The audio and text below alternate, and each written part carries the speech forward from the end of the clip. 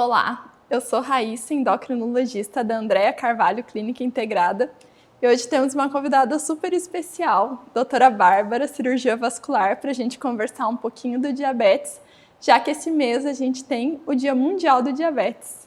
Olá, doutora Bárbara. Oi, Raíssa, tudo bem? Tudo bom, obrigada por aceitar o nosso convite. Obrigada a vocês pelo convite, estou muito honrada de participar aqui e vir conhecer essa clínica que está maravilhosa. Obrigada. E temos muitos pacientes em comum, né? Com certeza. A gente vê que diabetes, cada vez mais casos aparecendo, né? A incidência mundial aumentando. Hoje a estimativa que a gente tem é em torno de 11% da população, então cada vez mais pacientes mesmo aparecendo, mais casos sendo diagnosticados, fora os que a gente vê que não tem esse diagnóstico, né? Que só lá para frente a gente acaba descobrindo. E muitos deles que são descobertos quando tem já alguma complicação, que é um desfecho que a gente não gostaria, né? Então, por isso, a ideia desse podcast de informar sobre a prevenção, o diagnóstico, para justamente evitar esses casos, né? Isso. E em exames simples a gente já consegue ver, né? Exames de rotina que são super importantes fazer, a gente já acaba descobrindo. Muitas das vezes o paciente é assintomático, diabetes até dá sintomas tem que estar num valor muito alto, então antes disso a gente já consegue ver e quanto antes tratar, melhor. A gente não tem cura, mas a gente consegue controlar, né? Exatamente. E a importância de uma consulta com um especialista, tanto um endocrinologista, que eu sempre falo que é muito importante todo mundo ter uma consulta, e no cirurgião vascular também, por conta justamente do exame físico nesses pacientes, que a gente consegue já no início identificar algumas alterações, tanto na pele, a pele mais ressecada, um pé um pouquinho a alteração na marcha, no jeito de caminhar, algumas alterações de sensibilidade, no seu caso, às vezes a associação à obesidade ou hipertensão, que é muito importante. E isso a gente consegue diagnosticar numa consulta nossa de rotina, né? Com certeza, que a gente tem dois perfis de paciente, dependendo, né? O paciente que vai todo ano, que faz os exames certinho, Exatamente. Que esse a gente consegue pegar lá no início, às vezes até num quadro de pré-diabetes, que ainda não chegou no diabetes, que a gente tem coisas a se fazer antes para evitar a progressão. E os que às vezes já chegam quando a gente já tem essas complicações, que daí já tem esse olhar muito mais complexo, né, das comorbidades, desses outros problemas associados. Com certeza. E é nesse aí que a gente tem que tomar os cuidados diários para evitar as complicações mais uma vez. E a gente via muito na época da faculdade de residência também aquele paciente que já chegava no infarto, né? Um caso de infarto, daí investigar, nossa, por que será que infartou? Será que tem alguma outra coisa que passou despercebida? E descobria uma hipertensão, diabetes, um colesterol alto, porque essas doenças elas andam muito de mãos dadas, né? Com certeza. E nesses casos, justamente a prevenção faz com que a gente consiga diagnosticar antes. E é justamente nessas consultas de rotina que a gente faz. Por isso que eu sempre falo, o paciente tem que ter um médico que te conheça, que faça a sua consulta anual, que vai pedir aqueles exames básicos, igual você falou, que não precisa ser uma lista de exames, mas uns exames mais básicos que já diagnosticam pelo menos essas principais doenças, né? Exatamente. Então esse acompanhamento é fundamental e daí a gente entra no grupo de risco também. Pacientes com sobrepeso, obesidade, tem risco aumentado de diabetes. Quem não faz atividade física, o sedentarismo a gente vê aí em alta, né? Infelizmente. Hoje em dia, eu nunca calculei exatamente no meu consultório, mas assim, mais de 80% dos pacientes não têm uma atividade física regular, que são os 30 a 40 minutos diários que a sociedade recomenda, né? Com certeza, isso faz diferença não só para o diabetes, a gente vê em todas as doenças, né? Previne câncer, tudo a gente vê que o estar ativo, ter essa periodicidade é super importante. Eu falo que a maioria das queixas hoje de um consultório nosso diário, básico, assim, a maioria a gente conseguiria ajudar, pelo menos, a melhorar com a atividade física. É bem isso, eu falo também, são os pilares. dormir bem, comer bem, fazer exercício físico. Se algo disso não tá legal, algum problema vai ter em algum momento, né? Exatamente. Interfere nisso tudo. Então, atividade física nem se fala. Resumindo, é isso. Hipertensão também é um fator de risco para diabetes. Sim. Casos na família, principalmente parentes de primeiro grau, pai e mãe, já acende aquele luzinha de alerta. Tem casos na família de diabetes? Epa, peraí, vamos olhar com mais atenção, porque é uma chance maior de desenvolver, né? Sim. E daí os exames, a rotina tem que começar mais cedo, né? Então, assim, até mesmo antes dos 30 anos, o ideal é você ter uma pessoa que te conheça, um exame seu, para você saber o que é seu normal. E se acontecer nesse meio do caminho alguma alteração, você vai saber te dizer quando foi, né? E essa questão de idade é interessante, porque agora, com o aumento da obesidade, a gente está vendo diabetes tipo 2 em crianças. Coisa que a gente não via um tempo atrás. Então, a gente está tendo diagnósticos precoces em criança, em adolescente, com histórico familiar, excesso de peso, sedentarismo. A gente vai juntando esses fatores de risco e a gente tem um desenvolvimento de uma doença crônica que não tem cura numa idade muito precoce. Que não acontecia antes, né? Não. O estilo de vida atual tem propiciado muitos outros problemas de saúde, né? Exatamente.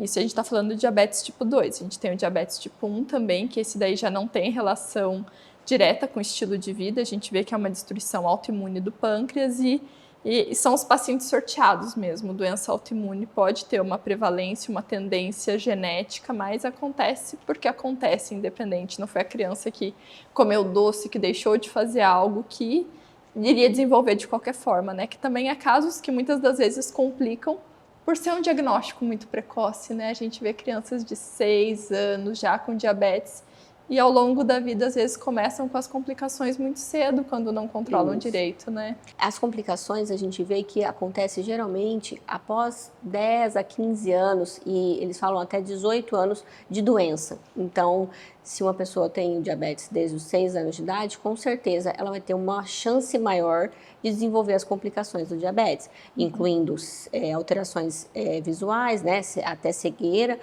alterações cardiológicas, renais e o pé diabético, que é onde a gente mais acaba encontrando no meu consultório, né? São as lesões de órgão-alvo que a gente fala, Exato. Né? Tudo começa com o pico de glicose, o aumento da glicemia. A base da doença do diabetes, o diagnóstico é isso, glicose aumentada, açúcar no sangue aumentado. E vai lesando esses órgãos, é onde a gente tem a preocupação desde o início para controlar e a gente estabelece essas metas. Qual que é o nível de glicose que deveria estar?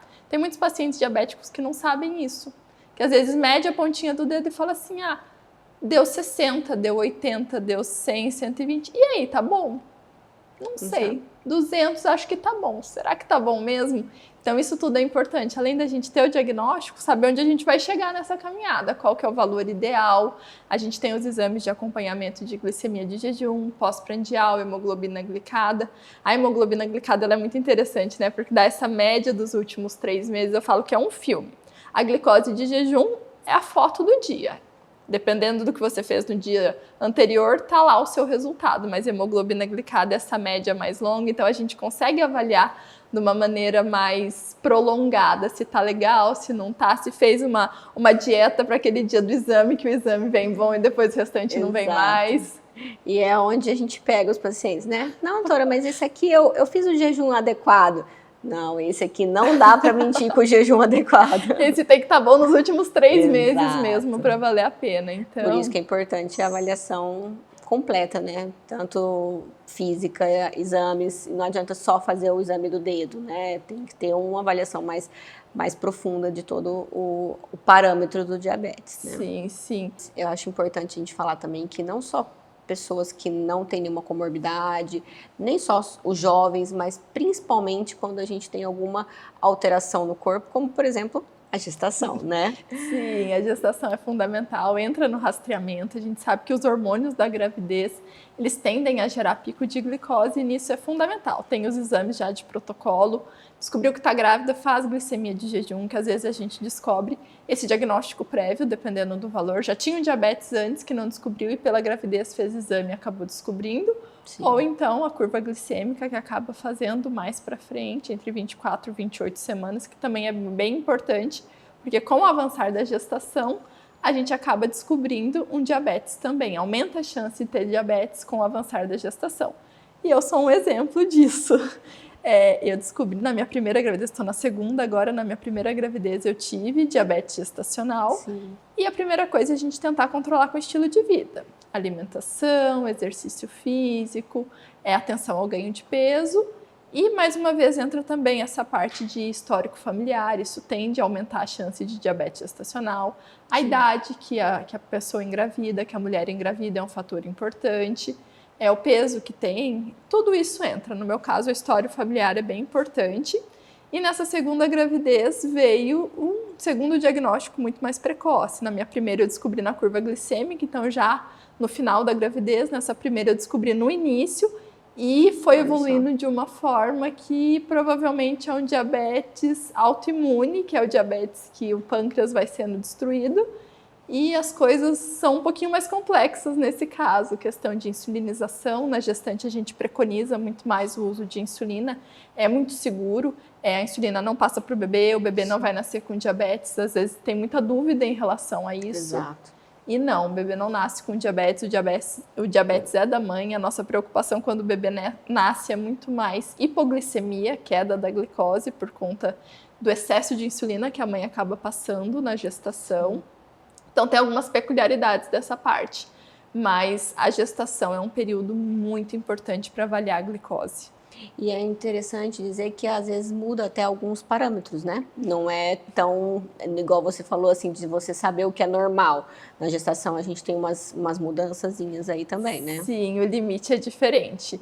Para pacientes não gestantes, né, o corte da glicemia de jejum é 99. Para diabetes gestacional já é 91. A partir de 92 a gente já tem um diagnóstico.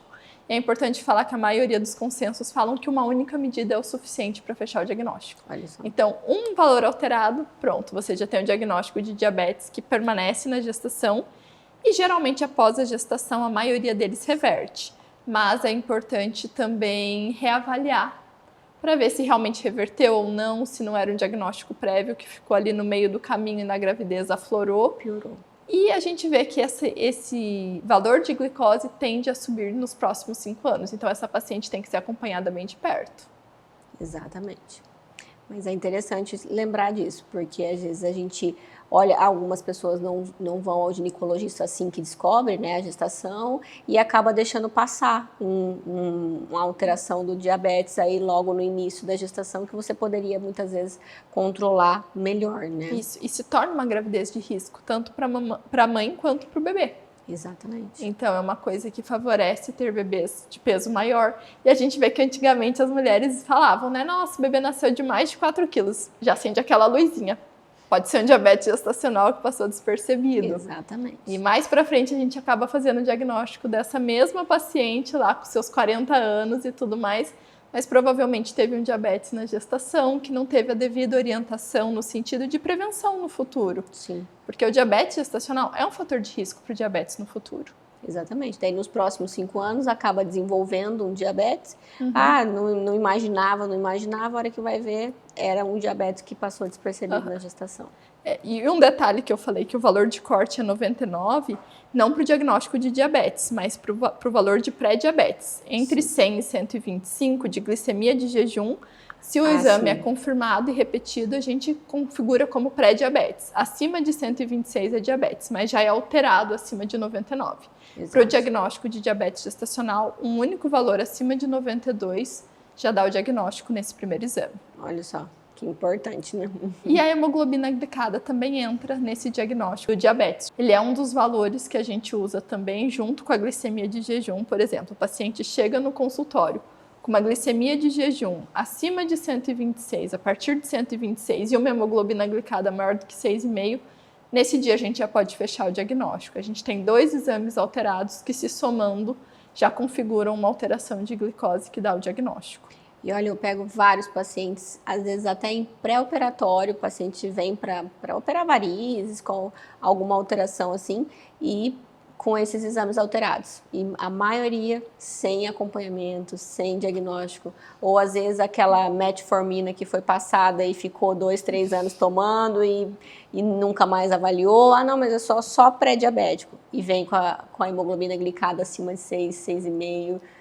A gente vê que já evoluiu, né? Exatamente. E é tão legal quando a gente consegue pegar nessa faixa de pré-diabetes, que uma perda de peso, uma mudança de estilo de vida já pode reverter, já muda toda uma história de uma doença crônica que dá para ser revertida. E o mais importante é lembrar que isso faz com que você consiga atrasar, pelo menos, as complicações. Como você falou, o diabetes não tem cura. Então, a gente precisa controlar todas essas alterações de glicemia o máximo que a gente puder.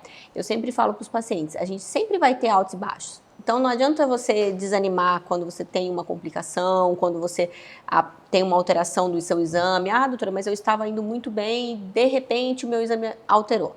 Isso vai acontecer ao longo da vida. O importante é você ter esse controle para sempre que tiver uma alteração, você tá ali para voltar ao normal, né? O que não pode é deixar isso acontecer e a complicação vir de uma forma que é irreversível na maioria dos casos, né? Com certeza. E a gente vendo isso, desses altos e baixos, é importante passar também com o médico, porque às vezes a gente vê que foi feito de medicação. Deu uma dor na coluna, usou um corticoide, alguma coisa, pronto, o diabetes sobe mesmo, mas é algo temporário, é algo do efeito da medicação, então daqui a pouco vai voltar no que era antes, para aquele período a gente vai ter que intensificar tratamento ou intensificar alguma outra mudança de estilo de vida, mas a gente tem uma resposta, foi o uso de alguma medicação que piorou. Exato. E se a gente não acompanha, a gente acaba não tendo, e é importante o paciente ter essa informação. Tem alguns remédios que pioram o nível de glicose. Se for usar, já procura seu médico, já conversa com ele para a gente evitar esses picos, porque somatória de picos também lá para frente vai ter um preço. Exato. Principalmente quando falamos de complicações. Eu tenho uma experiência maior na parte do pé diabético, que é onde os pacientes acabam me procurando quando tem essa alteração. Que acontece quando você tem alterações a longo prazo de diabetes, que vai alterando tanto os vasos quanto a parte neural de nervos do pé, e isso altera o jeito de pisar, vai alterando, faz uma deformidade nos ossos, e isso acaba fazendo machucados. Ah, doutora, mas eu nunca me machuquei. Mesmo sem você ter um trauma direto, só a pisada, o sapato, o tipo do sapato, isso acaba alterando a pele mesmo, faz com que entre uma bactéria ali e isso vira uma infecção. O pior dos cenários é essa infecção afetar tecidos mais profundos, ossos e até evoluir para uma amputação em alguns casos, né? Então, o importante, a gente falou esses dias atrás na nossa aula lá, né, sobre a inspeção dos pés, né? Eu sempre falo para os pacientes que eu preciso pelo menos uma vez na semana. Aí você falou, não, eu preciso todo dia. Então, assim, o ideal é você fazer todo dia isso, né? Então, sentar na hora do banho, sentar no banheiro, abrir entre os dedos, olhar mesmo o seu pé, conhecer o que é normal do seu pé, porque toda vez que você tiver uma alteração, você vai saber procurar o médico. Olha, mudou o jeito do meu dedo tá... Porque nem sempre aparece uma infecção clara no diabetes, né? E isso vale para todas as infecções, né? Infecção de urina no diabético é diferente, infecção de garganta é diferente. No pé diabético é a mesma coisa. Às vezes o dedo não fica com aquela característica de infecção. E às vezes só uma inspeção, você, meu dedo não era assim, hoje está assim, vamos procurar um médico e tratar essa infecção quanto antes, né? Eu falo isso também, eu falo assim, se você não conseguir olhar, escolhe alguém da família. Vamos ver quem que vai ser o escolhido para olhar seu pé sempre, porque isso é importante. Porque você tem que ser entre os dedos, né? Esse cuidado, que às vezes começa ali o problema, né? Até o paciente ver, já progrediu, saiu entre os dedos, já está ali na região da planta, né, dos pés. Sim, fazendo aquela alteraçãozinha bem clássica abaixo do hálux, né, do dedo principal ali do dedo, do pé, onde a gente pisa mais, né, por conta da alteração das articulações, isso acaba forçando essa região. E outra coisa que é muito importante é o tipo de sapato, né. Principalmente pessoas que trabalham muito tempo em pé, tem que procurar um sapato adequado, um sapato mais confortável, que não tenha costuras por dentro, porque senão acaba fazendo. E outra coisa é pessoas que trabalham no sítio, cuidar com sujeira dentro do sapato. Então, assim, às vezes coloca a botina, tem terra ou mesmo pedrinha, pedregulho que entra ali, isso fica durante o dia, você já tem uma alteração da sensibilidade, não sente, no final do dia fez uma bolha e isso vai evoluindo, com certeza. Além de olhar os pés, o calçado, né? Exato. Conferir se tá tudo certinho. Exatamente. Porque às vezes parece uma coisa boba. Tem paciente que fala assim, nossa, foi uma picada de formiga. Foi uma picada de formiga que gera todo esse problema, né? Com certeza. Muitos dos casos começam assim, ou arranhadura de gato. Às vezes o gatinho, o cachorro passa, arranha a perna, aquilo ali é uma porta de entrada, começa a fazer infecção, e no diabético a infecção se alastra muito mais rápido, acaba fazendo uma evolução diferente dos outros pacientes, né? Para os outros, tudo bem essa picadinha de formiga. Para o paciente diabético já é uma preocupação. E é importante assim que cerca de 20% dos pacientes que têm diabetes, em algum momento da vida vão desenvolver uma alteração no pé. Então, isso é 1 a cada 5 pacientes. Então, assim, é muita gente. Por isso é importante, em algum momento você vai acabar sendo afetado. Por isso que tem que cuidar. Tem a prevenção nesse caso, é fundamental. E esse olhar atento. Com certeza. Bom, é um assunto para tanta conversa, né? Paciente diabético é muito complexo, exige uma equipe multidisciplinar que a gente fala. Então, endocrinologista, nutricionista, educador físico, vascular, oftalmologista, cardiologista, pelo menos uma vez no ano tem que passar nisso tudo, no mínimo, né? Se estiver indo tudo bem. Se estiver tudo bem, exatamente. Foi muito bom. Quem ficou com alguma dúvida pode deixar nos comentários, a gente está aqui à disposição, queremos trazer o máximo de informação, o máximo de conhecimento com qualidade. Obrigada, Raíssa, pela oportunidade e estamos à disposição para o que precisar. Eu agradeço a participação e até a próxima. Com certeza. Até mais.